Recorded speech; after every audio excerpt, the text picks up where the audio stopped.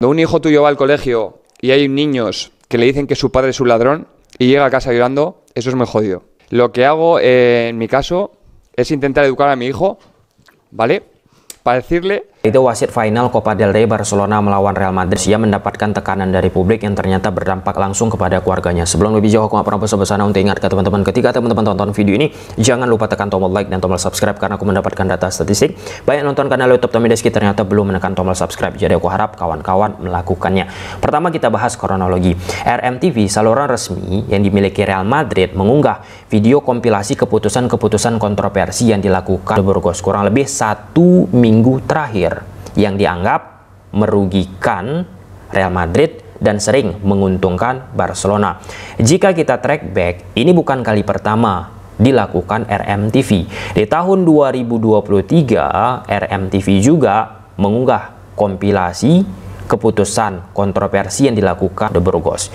Video tersebut dianggap sebagai bentuk tekanan yang dilakukan kepada federasi agar secara serius meletakkan wasit di final Copa del Rey. Aku menyebut itu sebagai sebuah bentuk propaganda. Apa itu propaganda? Upaya sistematis untuk memengaruhi opini, emosi, sikap atau tindakan kelompok atau masyarakat tertentu dengan menyebarkan informasi, ide atau rumor yang biasanya bersifat bias, bisa menyesatkan ataupun selektif. Dengan konten yang dikeluarkan oleh RMTV sampai dimensinya kepada keluarga sang wasit secara spesifik terhadap anak sang wasit. Hal itu terkonfirmasi lewat sesi preskon resmi yang dilakukan wasit di pertandingan Barcelona menghadapi Real Madrid. Mungkin sebagian banyak kawan-kawan yang bertanya, kok ada sesi wawancara yang dilakukan terhadap wasit? Di La Liga nggak ada. Nah, for your information, di Copa del Rey final secara spesifik pun termasuk final Piala Super Espanya, federasi membuat wadah terhadap wasit pun melakukan yang namanya sesi preskon. Nah, jadi di sesi preskon wasit The Burgos responnya emosional. Pertama, The Burgos terlihat nangis, menahanlah ya, sangat amat emosional. Kenapa wasit tersebut nangis? Karena anaknya mengalami yang namanya perundungan. Disebut anak pencuri, anak maling setelah ia pulang sekolah. Jadi konten yang dikeluarkan oleh RMTV ternyata ya sampai ini kepada publik secara sistematis, masif kawan-kawan. Nah, setelah wasit tersebut mengeluarkan respon emosional seperti itu, Real Madrid pun mengeluarkan sikap. Pertama, menolak hadir untuk melakukan konferensi pers. Kemudian tidak melakukan latihan resmi di stadion sebelum final sebagai ya bentuk protes tadi yang aku sebutkan. Dan ya meski begitu, Real Madrid secara tegas tidak berniat mundur dari pertandingan final. Nah, seiring berjalannya waktu, klarifikasi muncul dari Federasi Spanyol RFEF. Nah, jadi presidennya bilang, Lozan menyatakan tidak pernah ada permintaan resmi dari Real Madrid untuk mengganti wasit. Nah, ia mengajak semua pihak untuk tetap waras dan menikmati final dan menegaskan bahwa The Burgos tetap akan memimpin pertandingan tersebut sampai saat kita mengunggah video ini.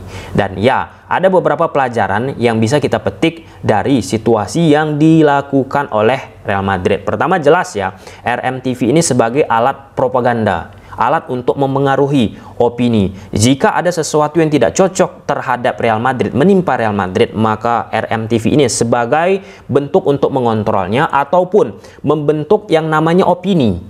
Nah, membentuk yang nama opini ini sangat amat mahal di era sekarang. Dan salah satunya ada peran dari media sosial, ada peran dari media mainstream. Dan dalam artikulasi tersebut, RMTV sangat amat memiliki peran membantulah ya Real Madrid dalam membentuk opini.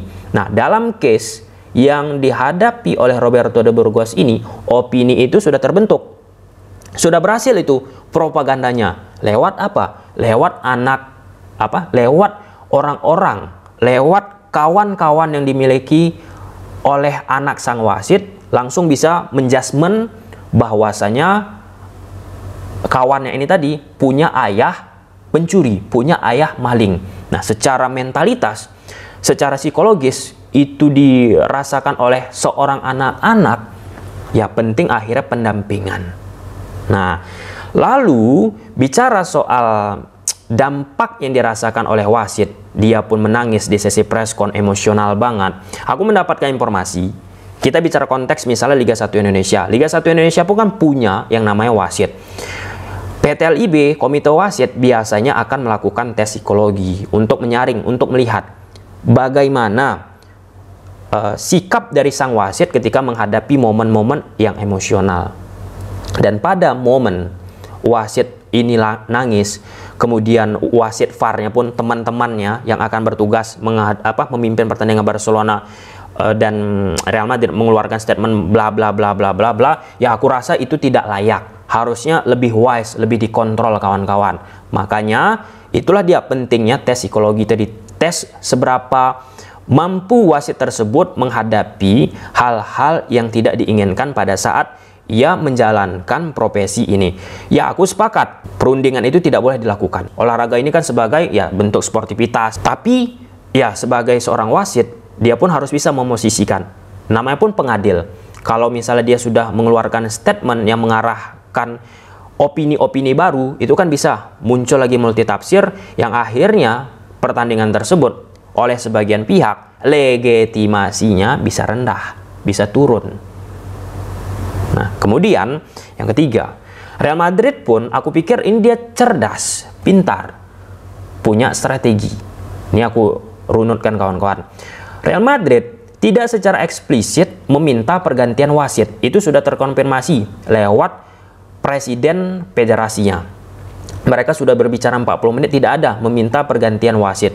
Nah, tapi semua tindakan yang dilakukan Real Madrid seperti batal ikut konferensi pers, latihan dan lain sebagainya, ya itu seolah-olah niatan untuk mundur, tidak mau mengikuti final Copa del Rey. Nah, tapi itu aku melihat sebagai bentuk sebenarnya tekanan secara tidak langsung, secara diam-diam kepada federasi. Jadi positioningnya federasi pun ya serba salah, maju kena, mundur kena. Nah, tetapi dalam konteks itu aku suka sekali dengan federasi. Apa itu? Meskipun Real Madrid melakukan tindakan A, tindakan B, tindakan C, setidaknya sampai saat kawan-kawan nonton video ini aku unggah, federasi tetap kekeh bahwasanya Roberto de Burgos dengan wasit cadangan, dengan asisten wasit akan tetap memimpin pertandingan tersebut. Artinya ketegasan tersebut sangat amat penting. Jangan ketika Real Madrid melakukan seperti ini sebagai presiden untuk kedepannya. Nanti kalau misalnya Barcelona melakoni pertandingan, kemudian Barcelona melihat wasit ini cenderung merugikan Barcelona, melakukan hal seperti ini lagi, siklusnya berputar terus. Valencia pun melakukan hal demikian, Sociedad pun melakukan hal demikian, Atletico Madrid pun melakukan hal demikian. Nah, jadi dalam momen tersebut federasi harus punya pegangan bahwasanya jika sudah diputuskan A, ya A. Nah, tetapi aku tetap tidak setuju ataupun kurang pas aku rasa ketika wasit tersebut secara emosional pakai hati menyampaikan kepada publik. Tetapi itu pun perlu kita tekankan karena ada pertanyaan juga disampaikan oleh awak media, kasarnya kayak gitu kawan-kawan. Dan ya, yang terpenting daripada itu di momen ini memunculkan yang namanya ataupun dipertanyakan yang namanya trust dan netralitas wasit tersebut ataupun dari federasi menanggapi situasi ini kawan-kawan. Dan yang terpenting kalau kita bicara soal wasit tidak akan habis-habisnya. Kita tetap berpegang kepada dua hal yang sering aku sampaikan. Yang dapat kita kontrol dan yang tidak dapat kita kontrol. Apa itu yang dapat kita kontrol? Yang dapat kita kontrol yaitu tactical, drill yang ditumpahkan oleh pelatih kepada pemain-pemain di atas lapangan.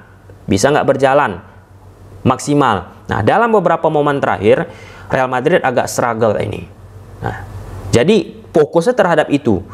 Kalau misalnya kita sudah fokus terhadap dapat yang dikontrol, mau wasitnya curang, mau wasitnya culas, mau wasitnya berat sebelah, tidak akan mempan itu. Karena kita udah siap dengan pendekatan taktikal kita. Dan ujungnya apa? Ketika kita sudah siap dengan strategi maka akan menyulitkan lawan pun meski dibantu oleh wasit. Itu banyak case-nya kawan-kawan. Wasit udah berat sebelah nih, mengasih 2 penalti, mengasih keuntungan banyak, tidak kasih kartu merah. Tapi ujungnya karena tim lawan yang hitung-hitungan tidak diuntungkan, dia siap, dia bisa mengalahkan. Mau dikata apa lagi? Dan yang kedua, yang tidak dapat dikontrol apa? Ya wasit.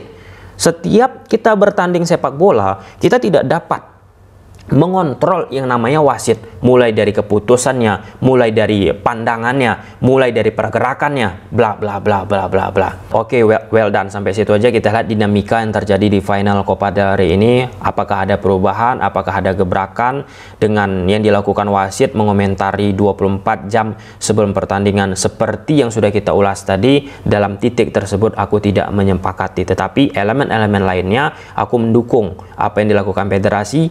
Dan sekali lagi bahwasanya di dunia sepak bola tidak dibenarkan yang namanya bullying, tidak dibenarkan namanya perundungan. Esensi sepak bola yaitu fair play, sportivitas, menyatukan kita semua. Gimana menurut kawan-kawan? Silahkan tulis di kolom komentar. Bye.